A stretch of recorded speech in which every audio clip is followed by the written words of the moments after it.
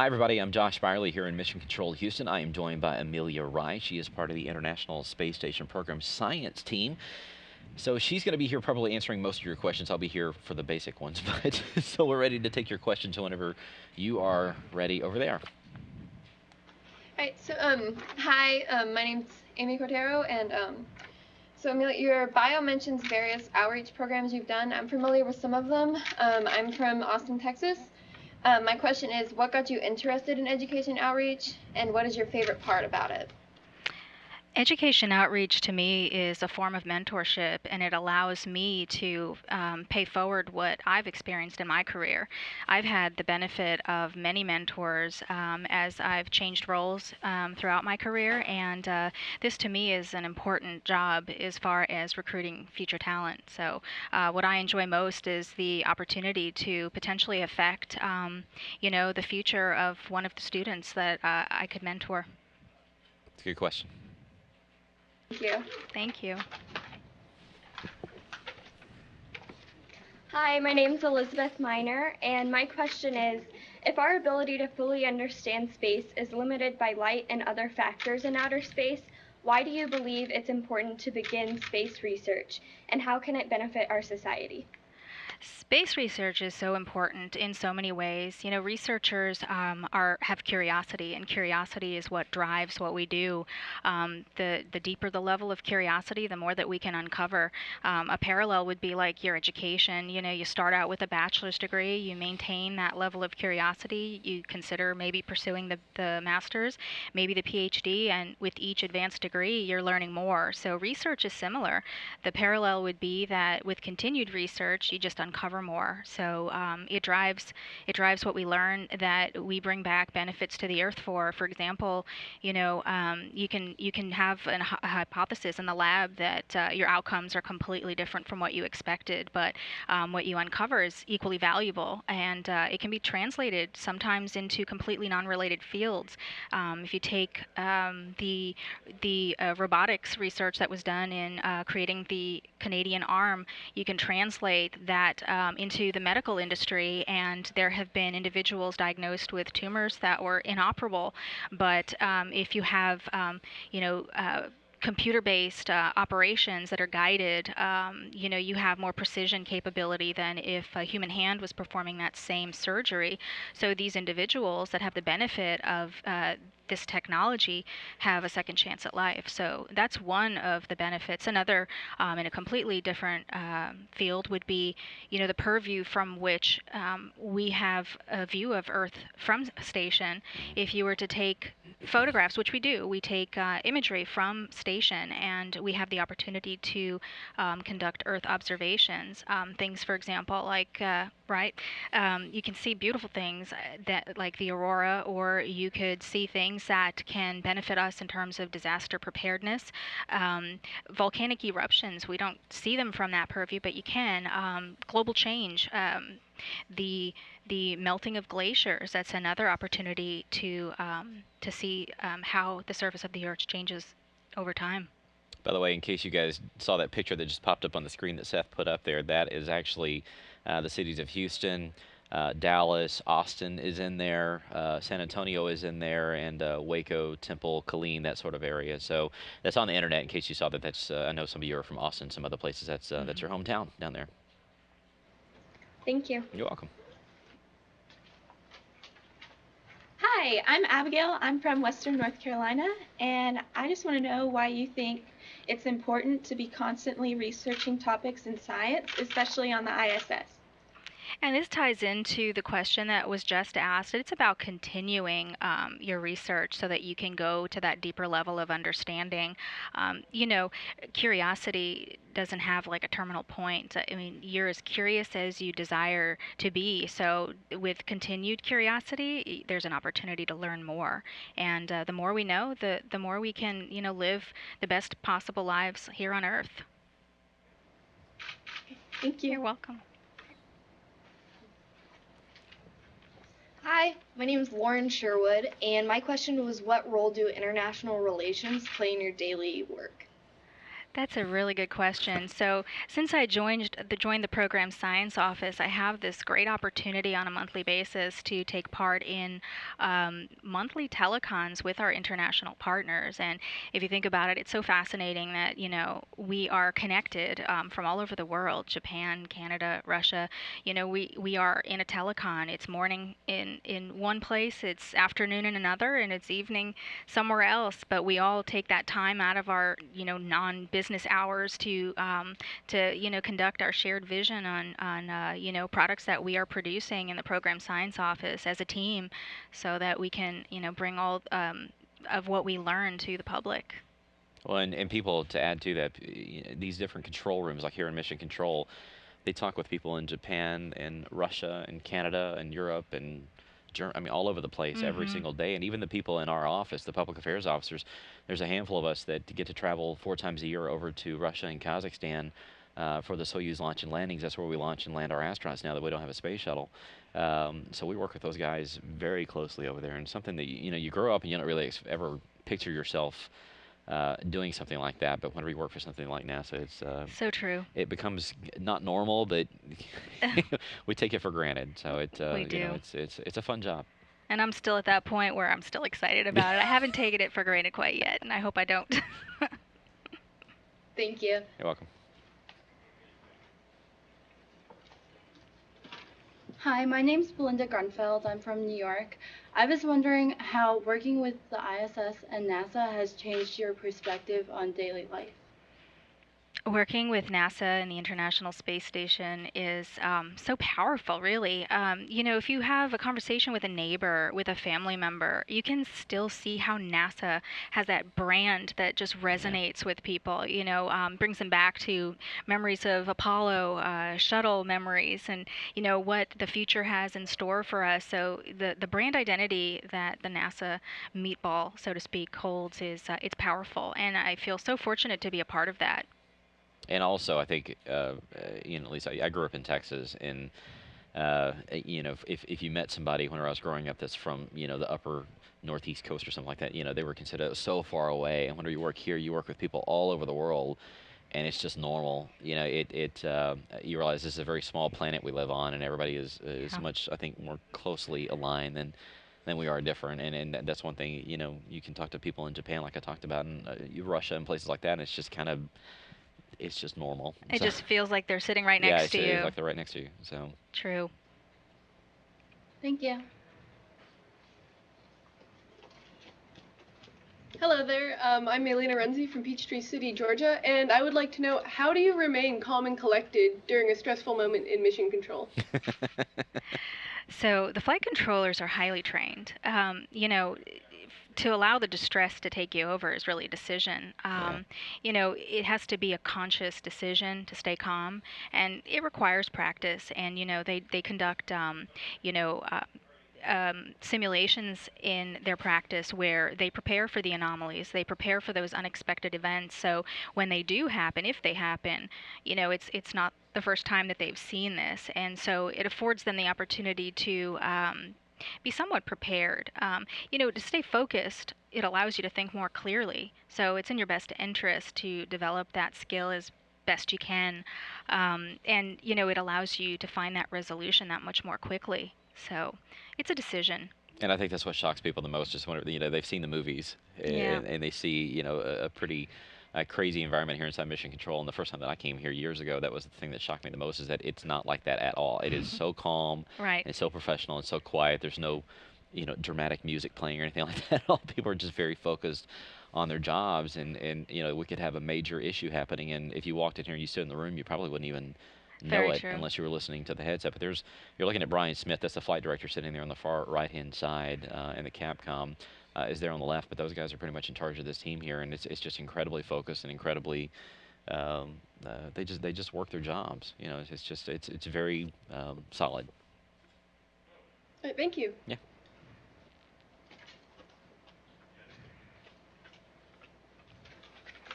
Hi, I'm Nina Singh from Kansas City, Kansas, and I was wondering, what do you think is the next step in space research in the ISS and in the future in general? From my perspective and in the work that I do in the program science office, our focus right now is to bring in new researchers. We want to expand the use of our platform. This is a national lab that is open and available for use. So I'm working on a 15-book set of, it's a series of books by discipline that we hope will connect the experts in those disciplines to the potential use of the platform. You know, folks don't realize that they may be able to translate their ground-based research onto the ISS. So that is the hope for these books, that we're going to get it into the hands of the right researchers and that it's going to bring in new users. And that it's not hard. I mean, that's really, I Correct. think, one of the biggest things is that, you know, people think, oh my gosh, how can I even, you know, if I'm a scientist, how can I even get my research up on board the space station? Here's this huge laboratory, and it's not. That's right. I mean, it's more than just filling out a form, but it's, you know, it's not. We're trying to make it easier for scientists to actually have access to it. So. Right. All right, thank you.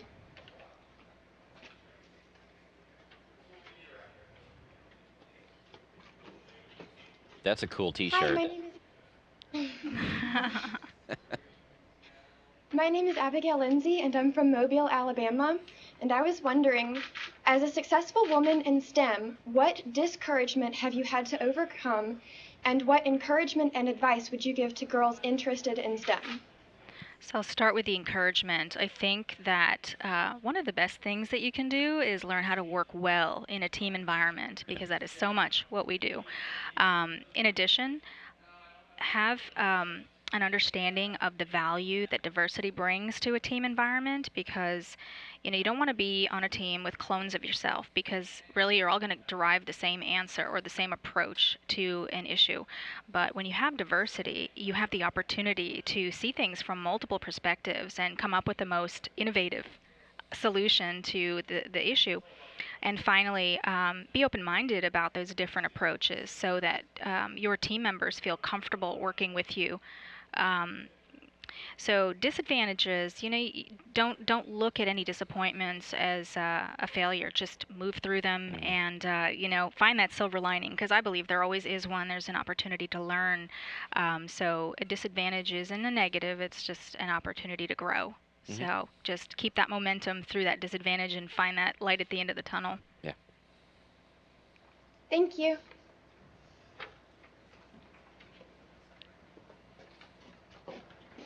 Hi, I'm Megan Cooney, and I would like to know, what personality traits and characteristics do you think are most important to be a successful woman in a STEM career? I think it starts with knowing yourself, and it requires some introspection as you grow and learn more about yourself. But when you know what motivates you, you're going to do your best, and you're going to want to come to work every day just like we do, and you're going to excel, because being at work isn't a job, it's a career, and you feel pride in the work that you're conducting.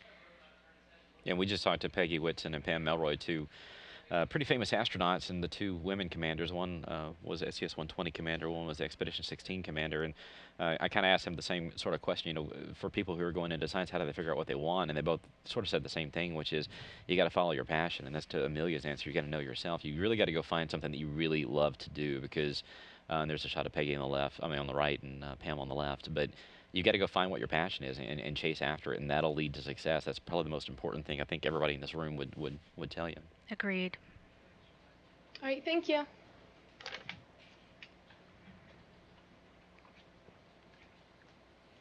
Hi, I'm Nora Chakudi, and I was wondering, how important is outreach in drawing awareness to NASA and creating an interest in STEM fields?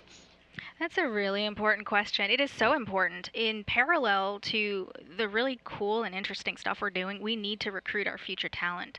So that's the job that we need to do to secure those students that are focusing on STEM, who are going to be our future astronauts, our future business leaders, our future scientists. You know, we need to make sure we have that pool of candidates that we can draw from. So it's extremely important. Yeah. Okay, thanks.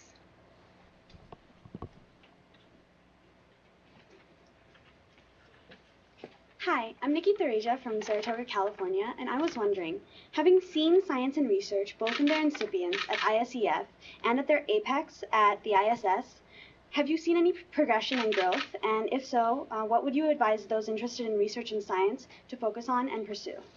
So this goes back to following, what motivates you.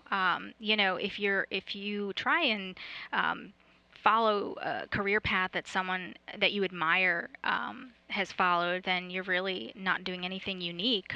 You can certainly look to them as role models, but what's going to bring you to your highest level of success, or to use your words, the apex of your capabilities, is to follow what gives that fire to your soul, and really just pursue what motivates you and drives you.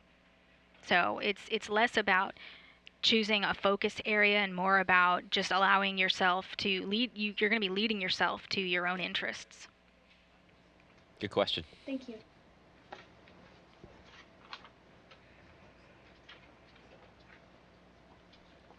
Hi, my name is Katie Morris, and I'm from Alabama. And my question is, did you have a mentor on your road to success? And if so, what did they teach you? That is a really good question, and it's an important one too. I have had multiple mentors through my career, and I will continue to.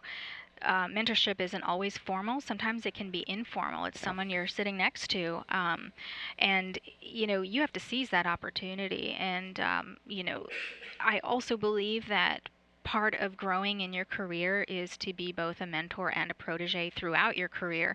On the one hand, you're sharing your skills and paying it forward, so to speak, and on the other hand, you're still leaving yourself open to learning when you're a protege. So I think that it benefits us all to be both a mentor and protege throughout our entire careers. And I think it's good if you have several different mentors. You need to kind of sort of steal from the best through several different people. You don't want to model yourself after just one person. You kind of want to pull from the best of several different ones and kind of create your own self or whatever it is. But I think that's always served people best, is to sort of That's true. have a wide variety of people that you sort of model yourself after. And to add to that, Josh, I think it's so important to not be shy. I have approached some of the best mentorship that I've received has been through me just approaching someone and saying, do you have some time to sit down with me and talk pick to the me? brain. Yeah. And it creates professional contacts that you might be able to connect with in the future. Yeah. Okay, thank you.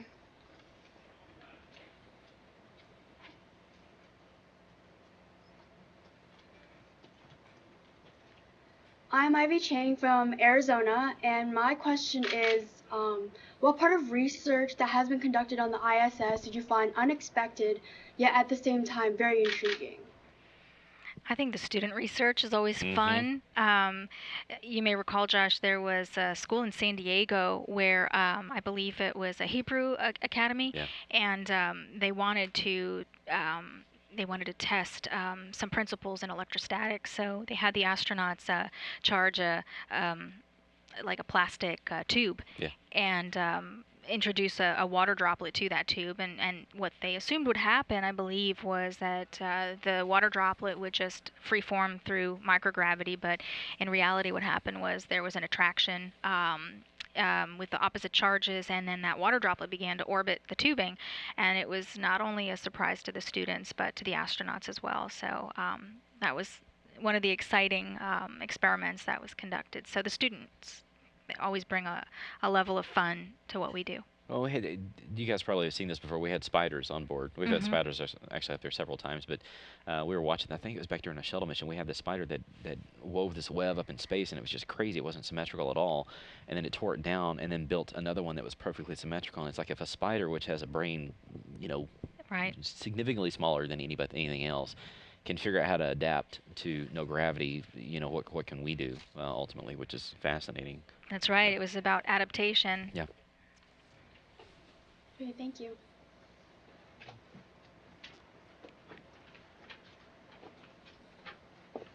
Hi, my name is Brian Lewis, and I'm from Orange, California. And my question is, having designed your books to bring in new researchers, what would you look for in a new researcher, like qualities or experiences? So the researchers that we would likely be attracting is folks that probably have their doctorates in their disciplines and already have existing ground-based research that they could potentially translate to the platform and take advantage of the microgravity environment, which would afford them findings that they wouldn't see in a lab on Earth. So that's the population of researchers that we're looking for. Yeah. All right, thank you.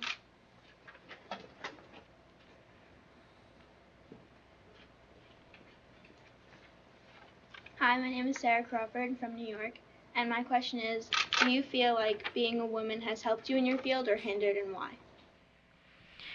I don't feel like it has helped or hindered me to be a woman. I don't think that it is in my best interest to focus on things I can't control, like my gender. I think it's more valuable to use that energy and that effort towards focusing on your capabilities and focusing on being the best candidate for the jobs that you want to pursue. So I wouldn't focus on gender or anything that you can't control. Definitely put the focus where it's going to benefit you the most and have the greatest dividends for your career development. Yeah. It's a good question. So we got about 5 minutes left. Are there any other questions?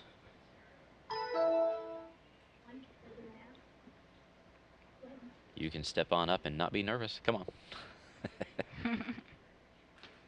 Hi, I'm Morgan Kemmerlin. I'm from Georgia. And I was just wondering, because you were asking about having more researchers come in, are there any specific fields of research that you would like to have more research? That's a good question. That's a very good question. We have multiple disciplines that we are creating the books in support of. I am working right now on the rodent science book. We are in the process of writing the plant book, technology demonstration. The list goes on, and they're all going to be available online, which is a nice resource for all. There's no limit. We don't want to limit what we can do on station, but that's the focus right now. Those are the books that I'm currently working on. So we got time for about one more. Good question.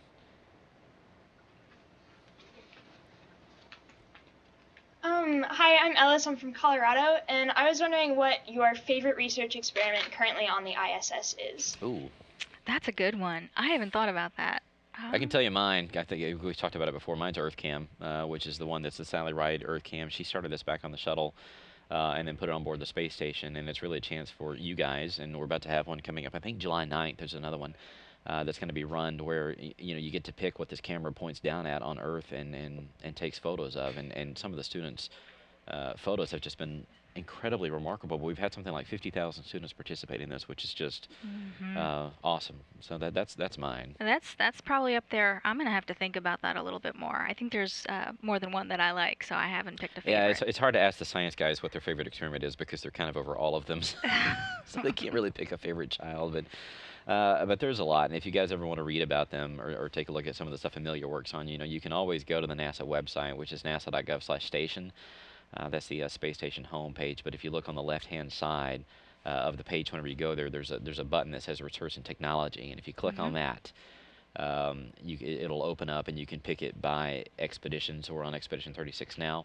You can pick it by disciplines. You can take a look at all the different biology experiments, all the different physics experiments. Some things that some of us don't even understand down here on the ground. But you get to see the hundreds of experiments that this crew actually works on, and also the Earth benefits in terms of, not only what does this mean to spaceflight, but also what does it mean right here on Earth, because sometimes there's impacts here on Earth that we don't really even anticipate that actually improve life here on Earth and our lives here. So all good questions. We want to thank you guys for joining us here on NASA Television and talking with Amelia. Amelia, thank you very much for taking time out of your day. My pleasure. But we hope you guys enjoyed it, and we hope you enjoy your time down here as part of the WISH group.